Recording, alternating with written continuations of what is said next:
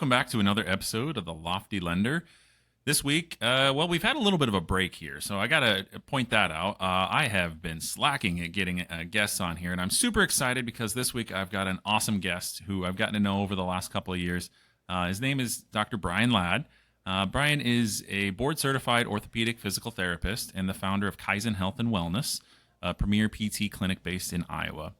A Nebraska native, Bryan earned his Doctor of Physical Therapy from Des Moines University after completing his undergraduate degree in exercise science at Hastings College.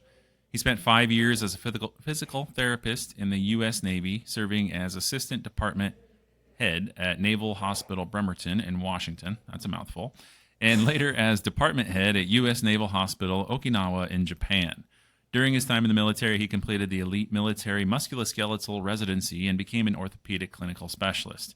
He's also certified in dry needling and body tempering. At Kaizen, Bryan is on a mission to fix what's broken in the traditional healthcare experience by creating a clinic where patients feel heard, respected, and fully supported in their recovery journey. He's especially passionate about treating complex cases in shoulder dysfunction. When he's not leading his team or working with patients, Bryan can be found soaking up insights from leaders like Andy Frisella, Alex and Layla Hormozy, and Bedros Keuilian, or rereading one of his favorite business books, Hug Your Customers. Thanks for giving me those fun names to say right here to start the morning after being gone forever. Welcome to the show, Bryan. Thank you, Kyle, for having me. The funny thing, so you said it was a mouthful trying to get those Navy terms out, but right after I got out, they changed the names of the hospitals to Navy Medical Readiness and Training Center. And so maybe somebody else felt the exact same way I did. Perfect. Yeah, right. Make it worse. Yep, exactly. Typical government fashion. Let's make it more difficult. Exactly. All right. Well, business and beyond segment. I just want to understand a little bit about you as a person and why you kind of got into this. So, really kind of take us back to when you were in the military. Why did you decide to focus on health and wellness, and why did you get into physical therapy specifically? Yeah, so going way back, growing up, I was always involved in different sports and really just developed a passion for strength training, movement, just the human body in general. And so really initially my passion was strength training, and I wanted to be a strength coach. And I grew up in Nebraska, and we don't have anything else but Nebraska football. Boo. So Oh. I know, right? As you had a Hawkeye shirt on. But growing up, I want to be a strength coach, and it was like, well, if I'm going to do this, I want to be a Division I strength coach, or go to the NFL and work with those level athletes. And so that was my goal going into undergrad. Went in as an exercise science major, and it wasn't until I met my now wife, who was in nursing school, and she said, I think you'd be a good physical therapist. And the town I grew up in was a town of 4,000 people. At the time, there was literally one physical therapist in town. And everything I knew about physical therapy was based off of this guy. And so when she said that, I was like, well, he had a pretty chill job. I think I could do that. So I started shadowing different places, and eventually got a job at working as a tech. So I'd go to class during the day. Right after class got out, I'd go work in this clinic. And so really just kind of started to really see that could be a career for me. And the thing that is kind of ironic about it is, from the strength coach side, anytime the head coach gets fired, the entire staff gets fired. And so it's like, well, that's a lot of moving around, and you just, you never know. Whereas physical therapy is pretty stable. There's jobs everywhere. It's like, I think I could do that. And so the ironic part is then I joined the Navy, and we moved around quite a bit. So, Right. So yeah. So, went to physical therapy school at Des Moines University. Both my parents were in the military, so that's kind of something I had always wanted to do. But went and played football in college, and then went to physical therapy school. So there's always kind of something else.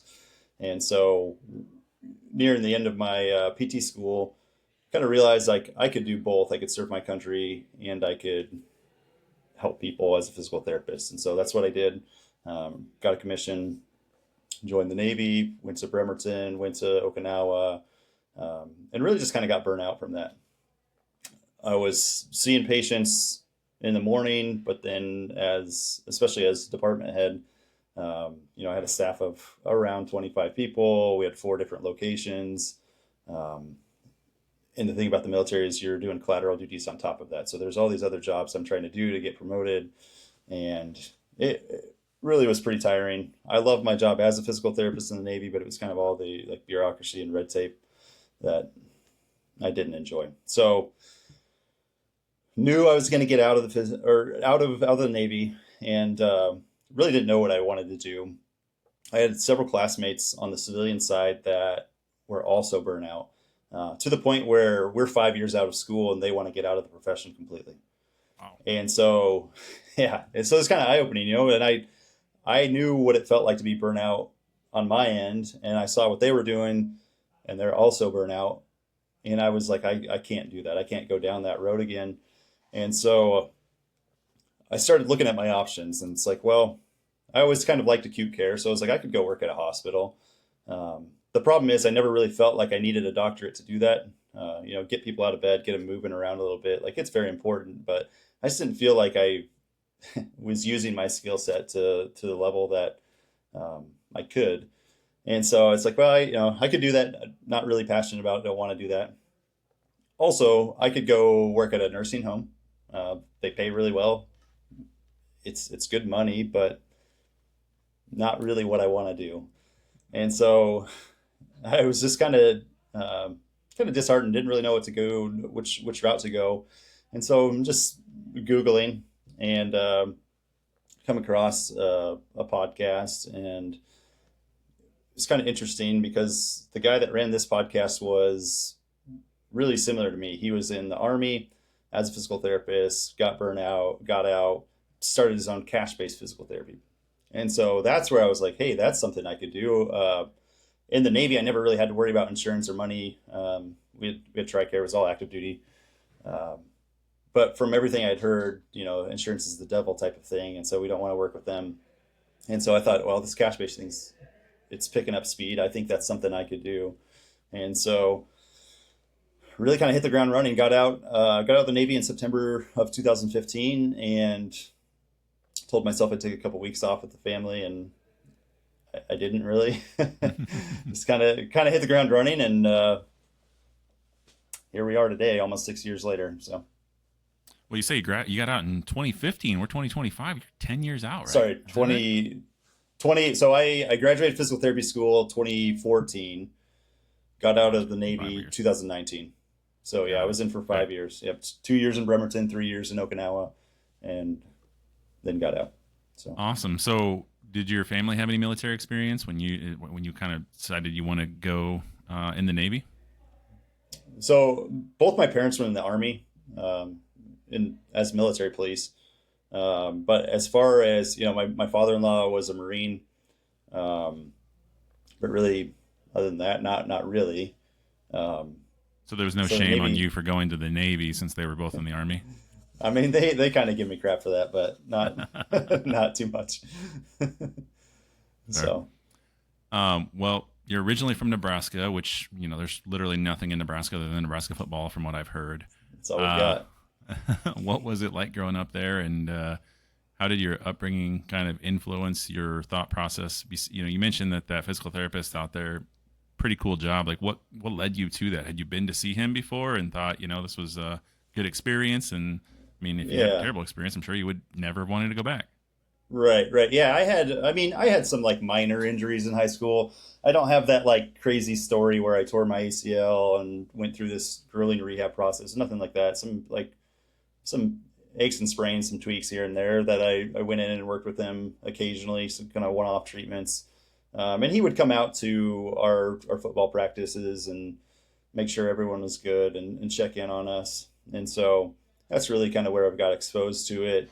Um, now it's funny because there's, I think, 3 or 4 different clinics. There's probably 15, 20 physical therapists in that town. The town really hasn't grown any. So he had a monopoly on it at the time. But yeah, I don't know. He was just always very encouraging, loved working with the high school kids, and just was very supportive. And so I was kind of attracted to that. I thought I could make a career of it too. So Nice. Well, you're clearly a fan of personal development. We talked a little bit about some of the people that you're following along with, reading about, listening to sure. podcasts, etc. If it's a quiet Sunday afternoon and you're not at the clinic, what are you doing? Are you trying to push yourself? Are you just relaxing and hanging with the kids? What's that Sunday afternoon look like? I've got 4 kids, so there's never any relaxing. But Sunday afternoons are kind of catch up days for us. We'll go to church, mow the yard. We like to try to prep some food for the week. If we can, we'll take the family to the pool, just relax a little bit. Um, Nothing crazy though. Clean the house. We always try to get caught up on a clean house and start the week off fresh. But Just gotta hire a cleaner for that. Eventually, it's not even worth so it. It's like I get so stuff out and then I put away. the funny part is my wife owns a cleaning business. So so we actually lately have had someone from her crew come and help us out, and it's been nice. That's But awesome. Might have to get her number too. So, yeah, absolutely. so what's one thing you've tried outside of PT that's really helped your business recently? From the start, really, really, even before I got out of the Navy and I started my practice, I hired a coach, and so I've worked with. I'm on my second coaching business I'm working with, but it's been invaluable. We don't learn business sales, marketing, like none of that. We don't learn any of that in PT school. We have like one small group project where we basically get to run a clinic for a week type of thing. Um, Other than that, like that's all we learn. And so I knew, as I got out of the or out of the Navy, um, like you had said, I had done a residency, I'd become board certified. I worked with people from all over the world. I felt very confident as a physical therapist, but I knew nothing about running a business. And so I kind of knew from day one, like I needed help with that. And so hired someone right away.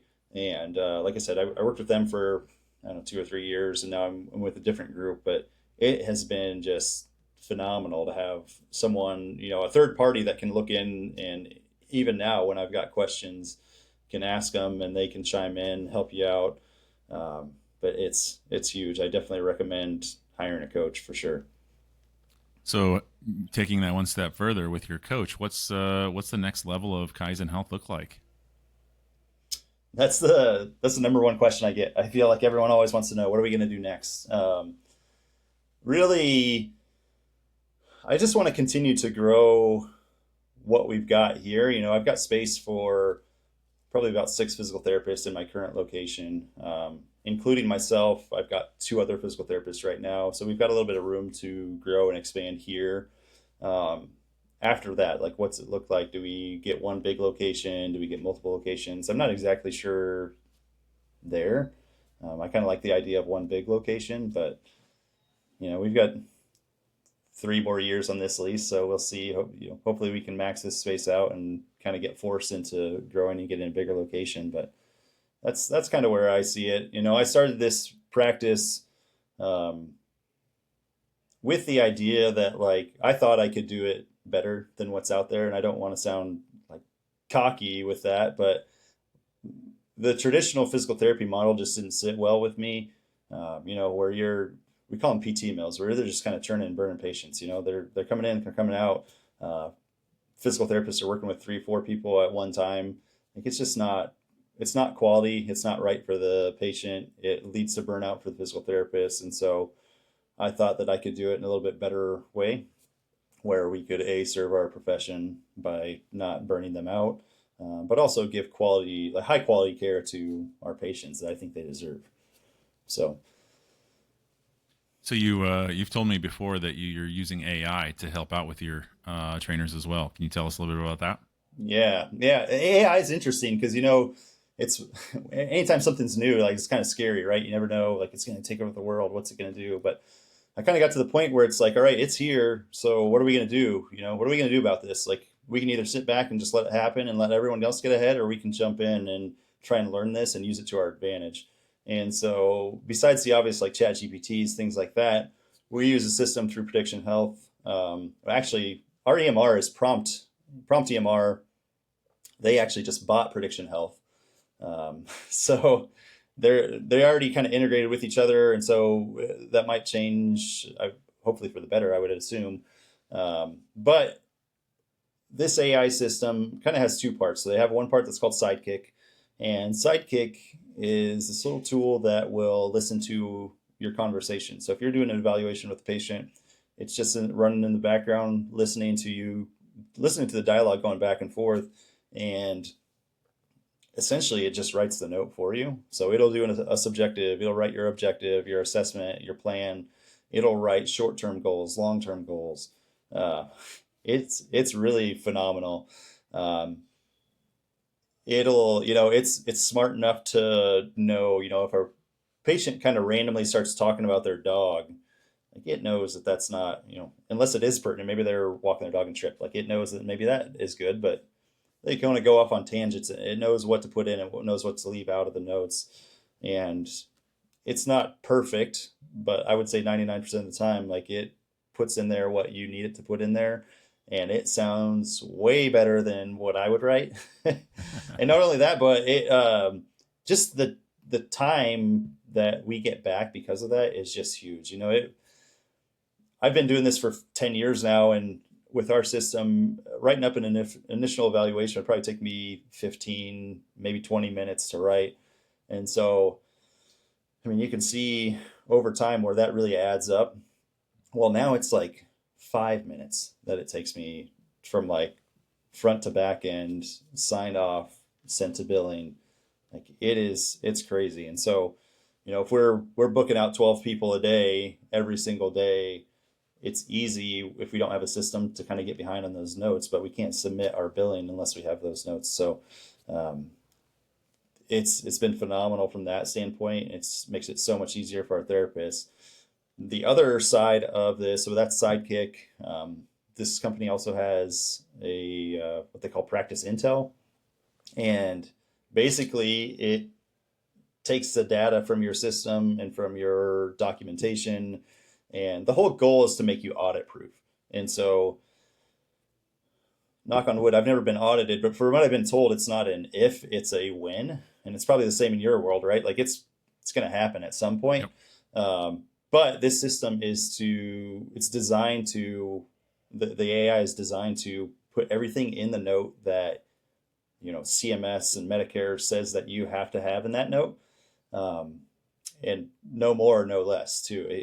It wants you like right at a certain level, so you don't want to give them too much information, right? And so the whole goal is to make you audit proof. And so this Practice Intel just gives you data on absolutely anything and everything. Like it has way more data than I could ever even utilize. But we've really implemented it, instead of doing chart reviews or peer reviews on each other's charts, we use this system because it's so much quicker and provides so much more information, so much more value than what I could provide. And there's no subjectiveness to it, right? It's a third party objective, like computer system saying like it's good or it's not. And so it's really pretty fascinating to see trend lines and it'll do billing, coding, how long is it taking for you to sign off on your notes? What time of day are you signing off on your notes? It'll give you strengths of your documentation, weaknesses of your documentation. It gives you a score for that. It shows you a trend line if your score's gone up, if your score's gone down. So it's absolutely fascinating what it can do. So I'm pretty excited for it. It's one of those things that like once we started using it, the company had us hooked. They gave us a 2-week free trial, and they knew what they were getting. They knew exactly what they were doing, because they're like, after that 2-week free trial, like I swear everyone would have quit if I would have said no. And so like, and even for myself, like I saw the value in it and how amazing it's been for us. And so highly recommend, if you're a physical therapist listening to this or a healthcare provider, check it out because it is huge. That's awesome. Yeah, I think I've had episodes where I've brought in AI professionals and talked about AI in our world, and just AI is fascinating. Like you said, it does have that potential to take over the world, but it's also got the potential to just be ridiculously stupid and silly, like Elon Musk's version of AI that he's putting out on Twitter. So You can have Yeah. a lot of fun with it, but it also is really can be really helpful, and you can Yeah. really Yeah. put it into For sure. practice. So I love hearing that.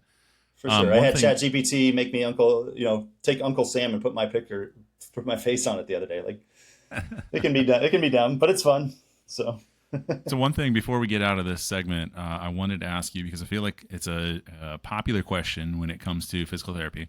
But you specifically seem to be drawn towards complex cases between the shoulder things and whatnot.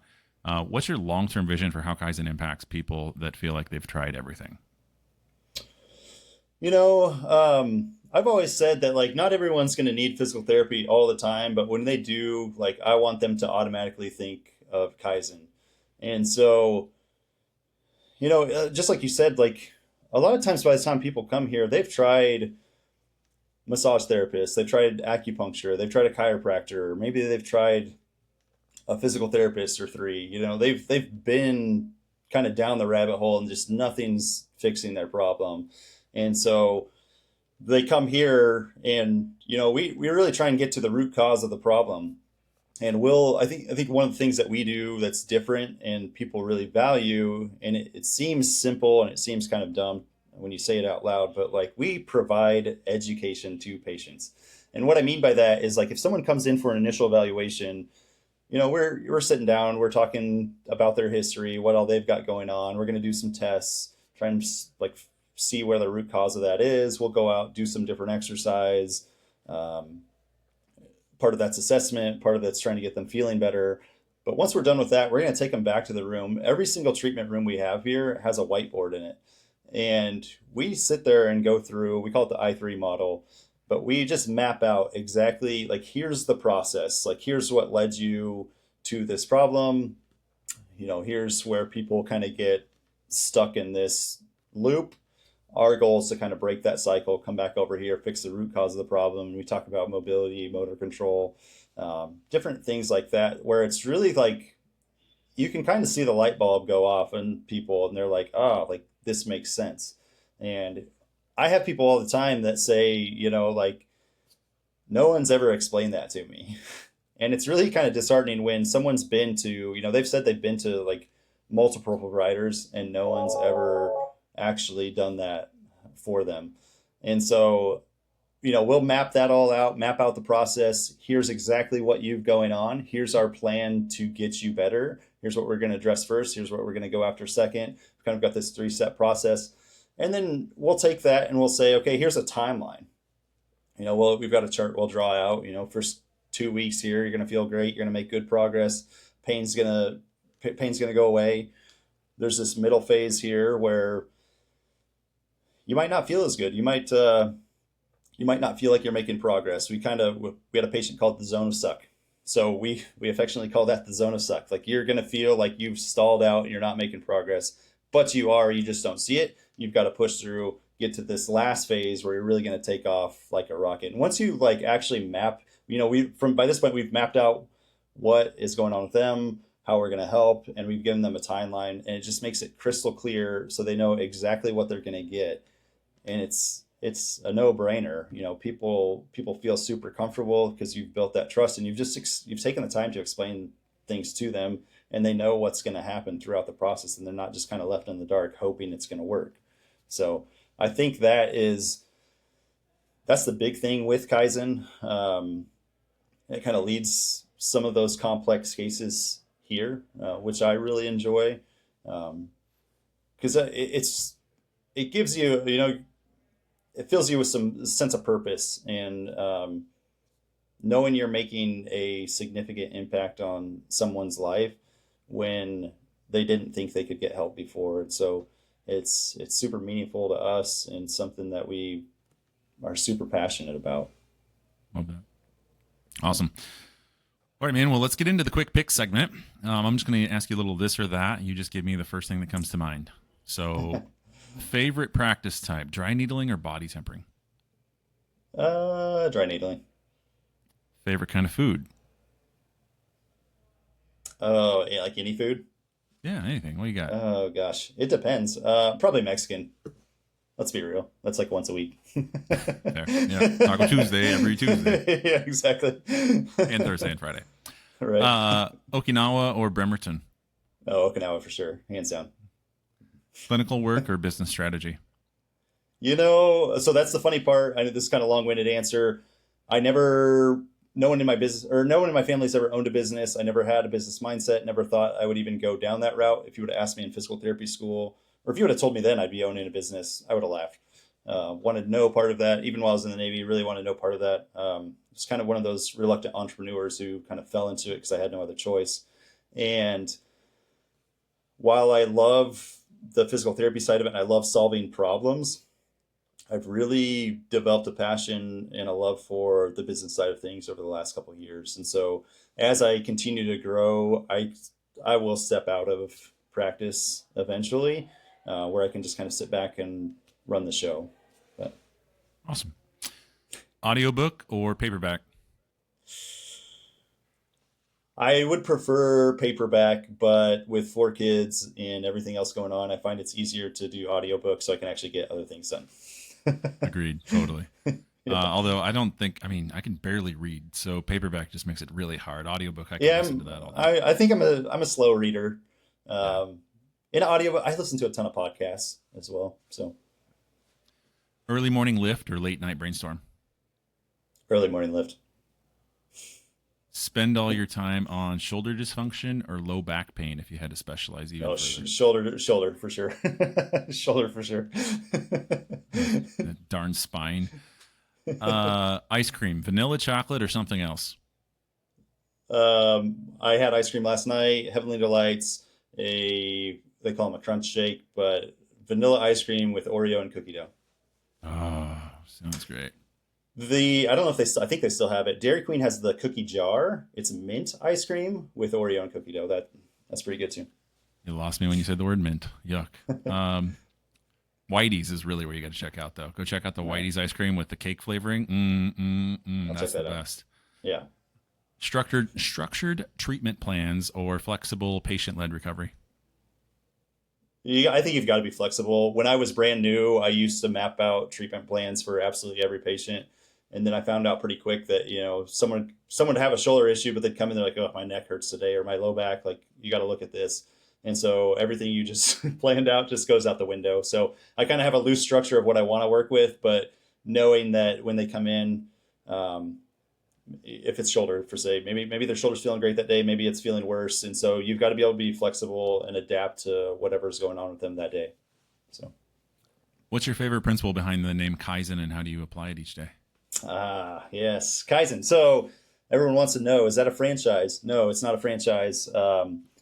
The long-winded answer to this is when I went to Okinawa, it was an outpatient clinic inside of a hospital, and every department in the hospital had a Kaizen board. And so this is where I was first introduced to that concept. And basically, the idea was anyone in the department at any time could go up to that board and they could write their idea down. And we kind of had this like stepwise process to either implement it or get rid of it.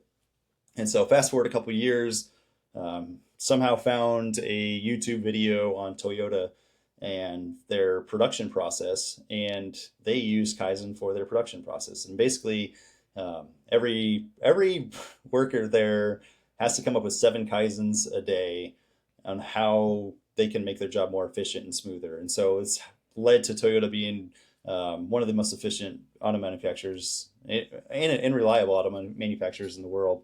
And so I took that and, I thought with health and wellness, no matter where we're at on our journey, whether we're average Joe or we're Tom Brady, we're all trying to get just a little bit more. And so that's where I took it with our health and wellness. We're always trying to get more and just squeak out a little bit more. And so even if we're Tom Brady, like we can get a little bit better. And so that's where I took it. I purposely left physical therapy out of the business name because I didn't want to be associated with your traditional model. I'd probably rename it something else, today, but maybe there'll be a rebrand in the future, but I don't know, man. It's going to stick. I love it.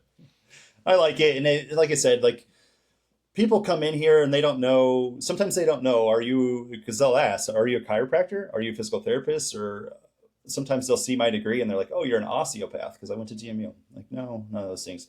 But what I've learned is like, people really don't care what you are or how much schooling you've gone to. I've had my board certification. I've had one patient in 7 years actually ask or actually say they've come in here because of my board certification. No one cares.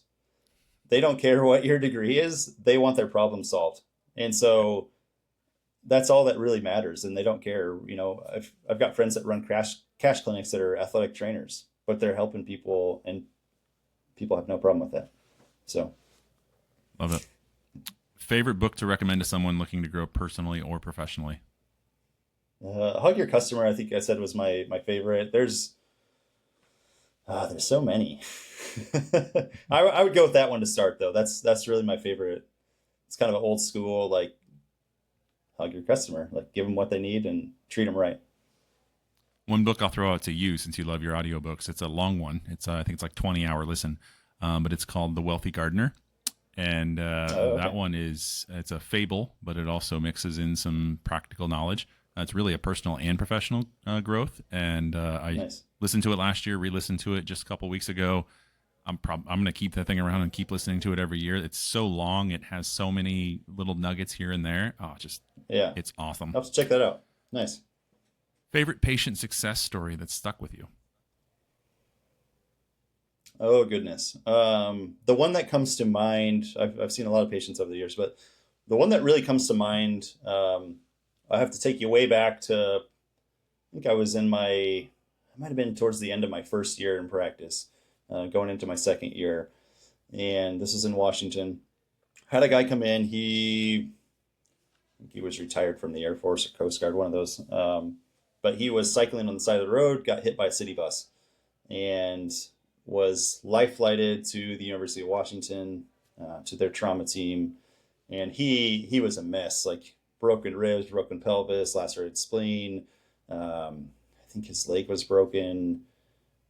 He had a lot going on. And by the time he got to me, you know, he was obviously stable, doing well ish, was in a wheelchair, and was really concerned that, you know, basically doctors said like, you'll never ride a bike again. And that didn't sit well with him. But here I am, brand new physical therapist, and you know, clean shaven, and he kind of had that look like, ain't no way in hell this guy is gonna get me back to doing. And I really had to I had to sell it pretty hard. One of my rotations during school was at Rapid City Regional Hospital, and that was during Sturgis, so we saw trauma like crazy during that. And so I was able to kind of use that experience to say like, hey, this is, you know, you've got a lot going on, but physical therapy for you is going to start very basic, and we're going to build on that. Luckily for me, we had a physical therapy assistant who had like, I want to say like 20 years of experience at the time. She was kind of the mom of the clinic. And so it was one of those things where I told my front desk, like, you will book out every appointment with Lisa, no one else. Like Lisa's working with her. Because in the Navy, physical therapists did the evaluations and the reevaluations. So I really didn't get to do any of the day-to-day care. So it was all her. And so obviously the communication was super important there. But long story short, it went from this guy just not trusting me at all, really didn't want to be there, wanted a more experienced therapist, to then his care wasn't quite done when I moved to Okinawa, but I got a handwritten letter from him while I was in Okinawa thanking me for everything that I did for him. And it's something that I obviously still think about today. Made a big impact on me because this guy really didn't trust me at all. But he was patient with me and saw the process out, and it worked. So That's amazing, man. Congrats. That's awesome. yeah, thanks. All right, here's a tough question that I've asked a lot of people, and a lot of people, I stump them. So let's see if you can pull this one out quick. If you could have dinner with anyone ever in the history of the world or the future, maybe you're thinking of somebody that's coming soon, maybe they're a child right now and you know they're going to be a genius. I don't know. If you could have a dinner with anybody, who would it be and why? You know, I'm not one to get too wrapped up into like celebrities and things like that. I just don't really care. They're people too. Like what they do is cool, I guess. But that stuff doesn't really excite me. A lot of the like other famous people in business, like I can pay to be in their coaching group, so that doesn't really excite me either. Um, Well, this is I a free think, meal. There is such thing as a free lunch right here. This is your well, one well, opportunity. I get that, but I don't know. So I would say I never really got to know my great grandpa. His name is George, and I think I would really like to sit down with him and just pick his brain. I think I met him once when maybe it was in middle school. My whole dad's side of the family's in Maine, and so I don't get to see them a lot in general, and definitely didn't get to see him much. So I'd like to sit down with him and shoot the breeze. One of my favorite pictures of him, I think it's still up at my grandma's house. She's got a hallway with pictures, and he's got like it's him holding like a bunch of trout, I believe, and then like a Budweiser, and he's got this Budweiser bucket hat on, and it's awesome. So I'd like to just sit down and pick his brain, I think. So That's awesome. All right, let's hop into the trending topic. So you're leading Kaizen Health and Wellness in a way that bucks the traditional insurance-driven model, or at least you had in the past. What do you see happening across the PT industry as more clinicians move towards cash-based or hybrid practices, and how is that impacting the patient experience? yeah, so the insurance world it's interesting, and it's interesting to see, or it will be interesting to see what happens in the near future with it. Like I had said earlier, I thought this cash based thing was the thing to do, get away from the insurance model. I was going to stick it to the man and really show them. Well, they're a couple $100 billion industry, and they don't care what this little guy has to say. So I learned that. Um, but there are a lot of physical therapists that are getting burnout with our current model, and a lot of people like to blame insurance for that, for declining reimbursements. And I think there might be part of that. I think if we looked at businesses in general and their business practices, and they're trying to make more and more money off of less money and doing it in a way that doesn't work doesn't work long term anyways, and so people do get burnt out. And so you're seeing people more and more leave their traditional insurance-based 9 to 5 job, and they're starting their own cash-based clinic because they can see significantly less patients and make just as much money, if not more, with way less stress. So in theory, it sounds great. And that's what I did. We did it well enough that my wife quit her job. She came on board with us, and she had the steady salary and benefits for the family. So we were doing well enough where she could do that. We also hired another physical therapist. And so we were able to scale it to a point, but I kind of had bigger dreams and bigger plans than that. And I wanted to impact more people, and to do that, you need to grow and scale. And the cash-based world is kind of interesting because people think it's going to just be easy, and they're not going to have to do much, and they're going to make a ton of money. Well, it turns out it's a hustle. Like, you are hustling every single day. And when you're in Des Moines, where it's a very insurance-driven city, people want to use their insurance. And so that's something I didn't see initially. I wish someone smarter than me would have been like, hey, you know what? I take that back. A physical therapist did sit down with me before I started my practice, and she told me, like, hey, you might want to look at Blue Cross. And I was arrogant and thought, yeah, you don't know what you're talking about. I'm going to do this cash-based thing. I'm going to do it better. And, so she was right. But the more I saw, like, hey, I want to scale just a little bit bigger. But also, there's some ebbs and flows in the economy where, like, when things are good, they're good, and people are spending money. Well, when things are getting bad, people don't want to spend as much money. And obviously, this, but I started to see, people come in, and it's like, man, they are a perfect fit for what we do. They're our ideal client. I would love working with them. I think they'd love working with us. And then they weren't buying. And it was like, what's going on? And so after several months of that, where it's like, man, what am I doing wrong? I'm sitting here studying sales and my pitch, and like trying to hone that in. And I'm like, I don't understand what's going on here. Um, my wife for several months had kind of been talking to me about like, hey, maybe we should look into like Blue Cross. And I was like, no, no, no, no, no. And finally I was like, we're gonna have to do something, or like Kaizen's not gonna be around much longer. And so eventually took Blue Cross, and I'll never forget because the day that we sent out an email announcing that we were taking Blue Cross, I had three former patients immediately send me a text, and they're like, I'm in, like I'll be back. When can you get me in? That's And awesome. I just remember like sitting back, I'm like, are you kidding me? Like that's all it took. And so it's interesting looking back at our graphs and our trend lines, because you can see the point where we started taking Blue Cross and it just like kind of took Yeah. off from there.